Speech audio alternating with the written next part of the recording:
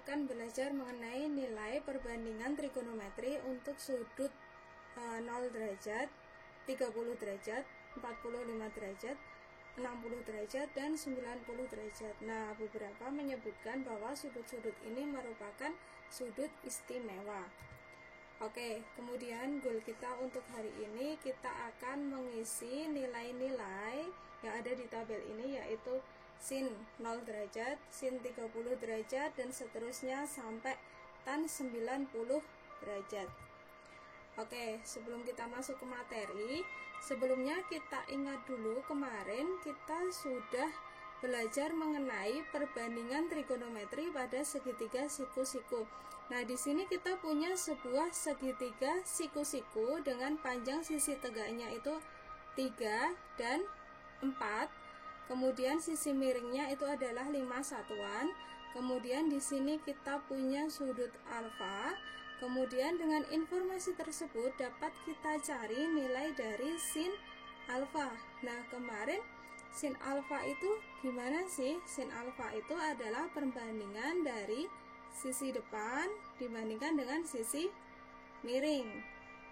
Oke, tadi sisi depannya dari sudut alfa, yang di depan alfa itu 3 ya. Kemudian miringnya adalah 5.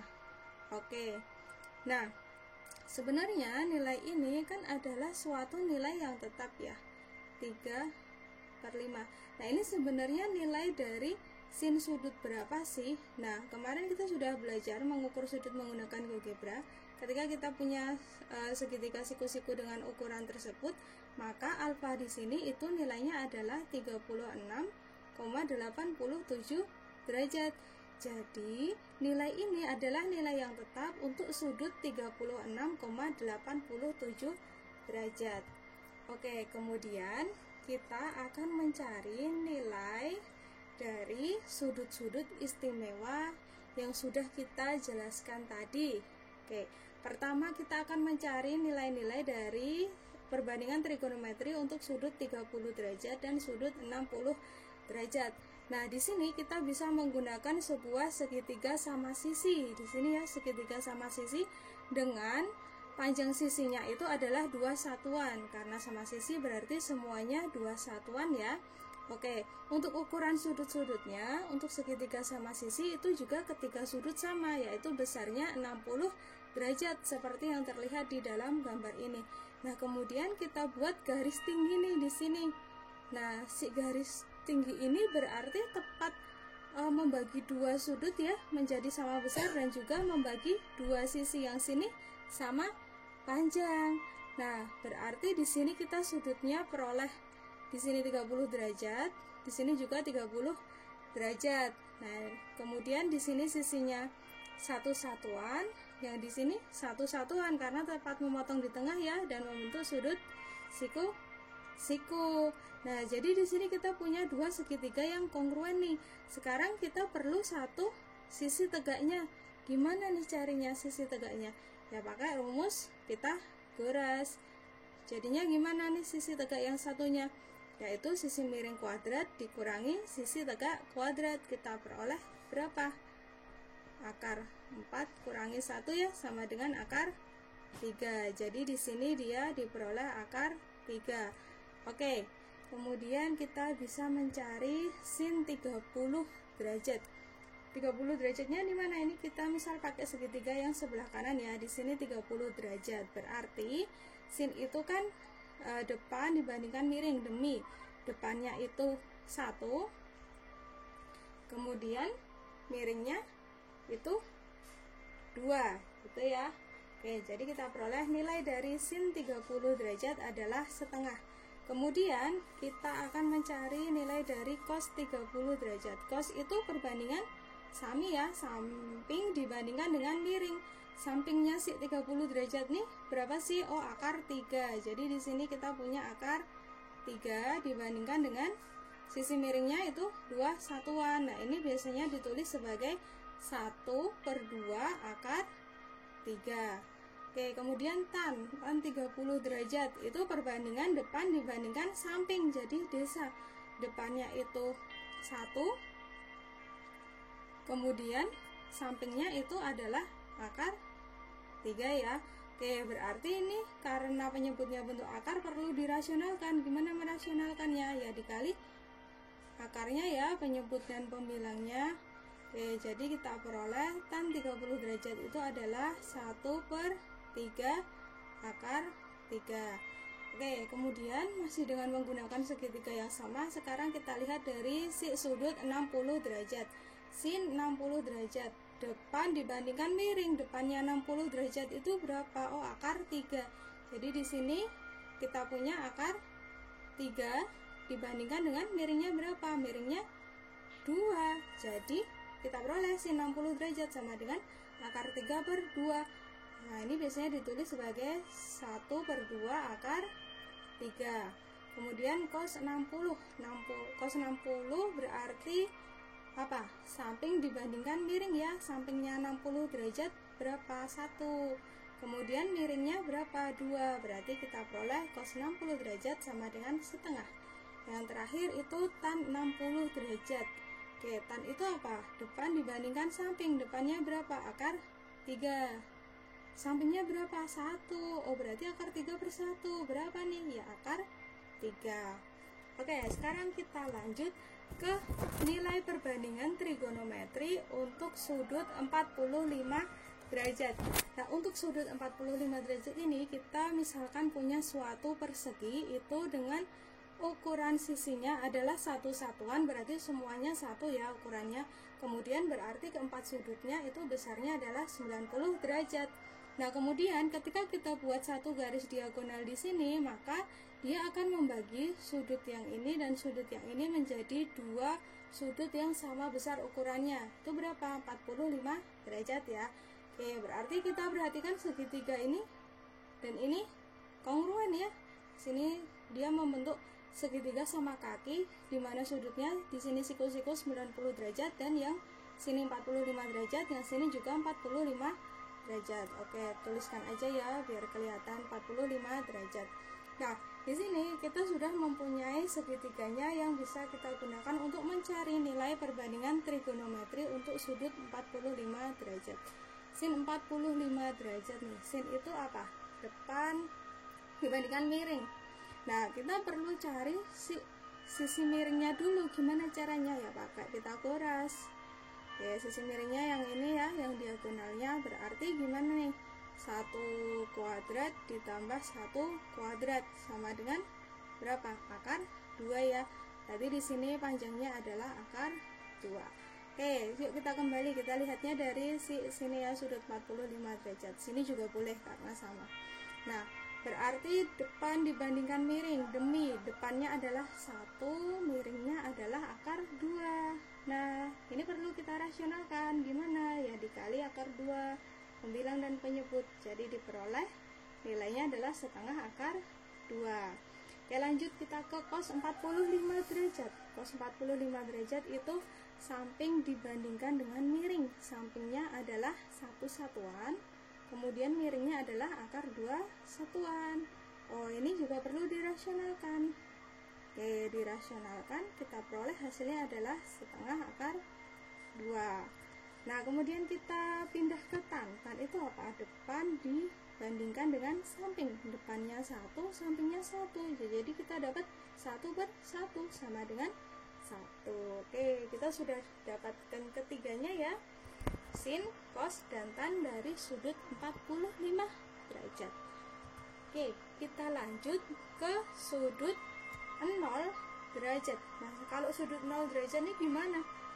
Oke, misalkan kita punya satu segitiga siku-siku di sini, segitiga ABC dan dia siku-siku di B. Nah, di sini kan kita punya suatu sudut. Oke, dia nilainya suatu sudut tertentu ya. Padahal yang kita mau tuh sudut 0 derajat. Nah, gimana sih biar si sudut ini jadi 0 derajat? Oh ya, berarti si garis miringnya ini, si garis AC-nya kita geser ya, sehingga dia sudutnya makin kecil dan mendekati sudut 0 derajat. Ini makin kecil ya. Ini awalnya segini, kemudian digeser makin kecil, dan makin kecil sehingga dia berhimpit. Si AC berhimpit dengan AB. Nah, ini kan sudutnya jadi 0 derajat. Nah, AB berhimpit dengan AC dan panjangnya si BC itu jadi 0. Itu ya. Nah, berarti dari penemuan ini bisa dong kita cari nilai dari sin 0 derajat. Sin 0 derajat itu kan depan dibandingkan miring. Tadi sudutnya di sini ya udah jadi 0, nggak kelihatan. Depannya si sudut 0 ini berapa?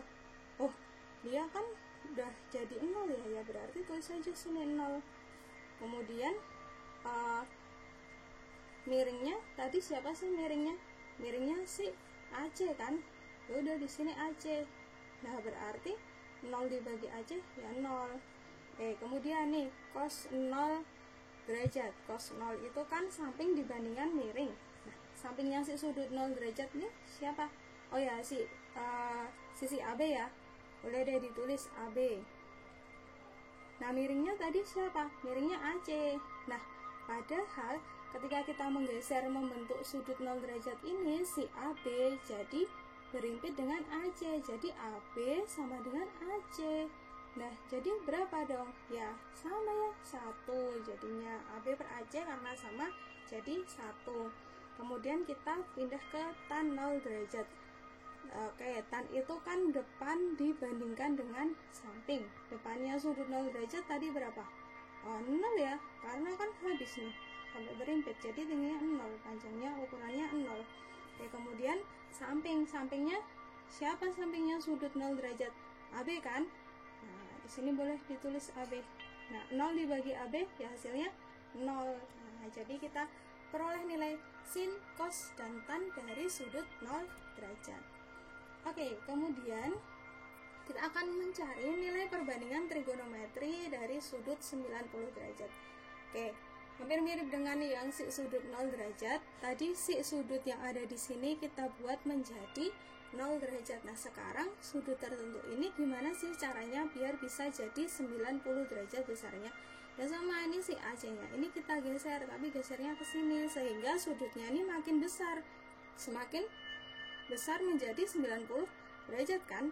Ini geser ke kiri kan, semakin besar, geser lagi semakin besar, ini semakin besar sehingga si AC ini berhimpit dengan AB ya, jadi A sama dengan B. Oke, sudutnya kan jadi 90 derajat tuh. Nah, sekarang kita mau mencari sin 90 derajat. Kan tadi sudutnya di sini ya, sudah berhimpit di sini ya, udah nggak kelihatan. Sangat mendekati, tapi sudutnya jadi 90 derajat. Oke, sekarang kita mau cari sin 90 derajat. Berarti kita mencari perbandingan depan dibandingkan dengan miring.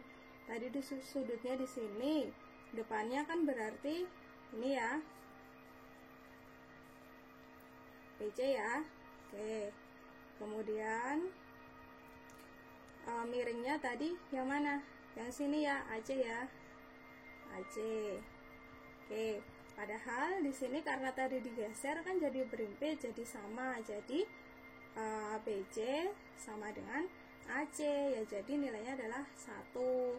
Oke, kemudian kita akan mencari cos 90 derajat. Cos itu kan perbandingan samping dibandingkan dengan miring. Tadi kan sudutnya ada di sini ya, sampingnya kan berarti si ini AB. Nah, padahal kan ini jadi berhimpit, jadi 0 ya. Oke, 0 dibandingkan dengan miring. Miringnya tadi siapa? Miringnya AC. Oke, jadi 0 dibagi sesuatu ya, hasilnya 0 ya. Oke, kemudian tan 90 derajat ini kita akan mencari perbandingan depan dibandingkan dengan samping. Tadi depannya itu adalah ini ya, BC. Kemudian tulis dulu deh BC. Kemudian sampingnya itu ini udah berhimpit kan, jadi 0 kan. Oke, berarti sesuatu dibagi 0 ya tidak terdefinisi. Oke, jadi sudah kita peroleh nilai sin 90 derajat, cos 90 derajat, dan tan 90 derajat.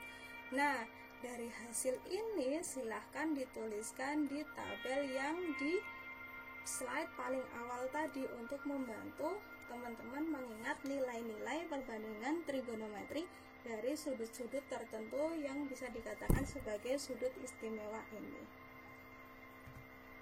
Oke, sekarang kita masuk ke contoh. Jadi di sini ada segitiga. Terus kita diminta untuk menentukan nilai A pada gambar di bawah ini. A-nya tuh di mana ya? A-nya di sini ya. Kemudian yang diketahui itu adalah di sini ada dua sudut. Di sini panjangnya adalah 24 meter. Nah, ketika kita perhatikan segitiga PXY, ini di sini siku-siku, di sini 45. Nah, berarti di sini segitiga yang besar itu sudutnya juga 45 derajat. Nah, karena dia membentuk segitiga sama kaki, kalau PX itu panjangnya 24 meter, berarti YX panjangnya juga 24 meter. Oke, sekarang nih kita akan mencari nilai A. Berarti kita perlu melakukan pengurangan PX dikurangi HX ya. Berarti kita cari nih panjangnya HX ini berapa. Di sini diketahui sudutnya adalah 60 derajat. Dan kita cuma tahu sisi di depan sudut 60 derajat itu panjangnya 24 meter. Padahal yang dicari itu adalah sisi samping dari 60 derajat. Nah, kalau nih, jadi kita kan yang diketahui adalah sisi depan, yang ditanya sisi samping. Perbandingan trigonometri mana sih yang yang membandingkan sisi depan dan sisi samping? Kita bisa pakai tan ya, kan tan alfa sama dengan apa? Depan dibandingkan samping gitu kan. Jadi di sini kita bisa menuliskan nih, di sini kan 60 derajat. Berarti tan 60 derajat itu sama dengan sisi depannya. Kita sudah tahu kalau 24 dibandingkan dengan sisi samping QX yang kita cari gitu kan. Oke, tan 60 derajat tuh berapa? Tadi yang sudah kita cari, tan 60 derajat itu adalah akar 3 ya, akar 3 berarti sama dengan 24 per QX. Nah, berarti kita dapat QX sama dengan 24 per akar 3. Nah, di sini perlu kita rasionalkan. Dikali akar 3 per akar 3 sama dengan 24 akar 3 per 3. Disederhanakan dapat 3 akar 3 ya. Oke, jadi ini panjangnya HX kita dapat 8 akar 3. Nah, berdasarkan informasi ini kita bisa mencari panjang A, yaitu PX dikurangi HX sama dengan PX nya berapa? 24. HX nya berapa? 8 akar 3. Nah, ini difaktorkan bisa ya. Jadi 8 dalam kurung 3 kurangi akar 3. Satuannya apa tuh tadi? Satuannya itu adalah meter. Oke, itu untuk contoh yang pertama. Kemudian kita akan pindah ke contoh yang kedua. Oke, dari soal itu diberikan suatu segitiga siku-siku KLM nih ya, segitiga KLM. Kemudian siku-siku di L, berarti siku-sikunya di sini. Kemudian diketahui jika LM-nya sama dengan 5. Di sini LM-nya sama dengan 5 dan sudut M itu 30 derajat. Berarti di sini ya, sudut M itu 30 derajat. Kemudian kita diminta pertama untuk mencari panjang dari KL dan MK, lalu nilai dari cos sudut K. Kemudian kita diminta untuk mencari untuk setiap alfa. Alfanya itu adalah sudut lancip. Selidiki hubungan nilai sin alfa dengan ini bukan sin ya, ini adalah cos. Oke, cos 90 min alfa. Oke, yang pertama kita akan mengerjakan yang soal nomor K dulu. Oke, kita diminta untuk mencari panjang dari KL. KL di mana sih? KL di sini ya. Kalau dilihat dari sudut 30 derajat berarti dia apa sih? Sisi depan kan? Kalau 5 ini adalah sisi samping ya. Miringnya KM ini adalah sisi miring. Nah, yang diketahui itu sisi samping. Yang ditanya adalah sisi depan. Jadi perbandingan trigonometri mana yang bisa kita pakai? Oh, berarti kita bisa pakai tan ya. Nah, jadi kita akan memiliki tan 30 derajat sama dengan apa? Depannya adalah KL per sampingnya adalah LM. Tan 30 derajat berapa nilainya tadi? Harus hafal ya nanti ya. Sepertiga akar 3 sama dengan KL yang kita cari per LM nya berapa panjangnya? LM nya 5. Oke, jadi kita peroleh KL sama dengan 5 per 3 akar 3 gitu ya. Oke, sekarang kita akan mencari si panjang dari MK. Oke, MK mana sih? MK sini kan, berarti yang si miringnya. Padahal kita tahu nih bahwa si sisi sampingnya itu diketahui panjangnya 5.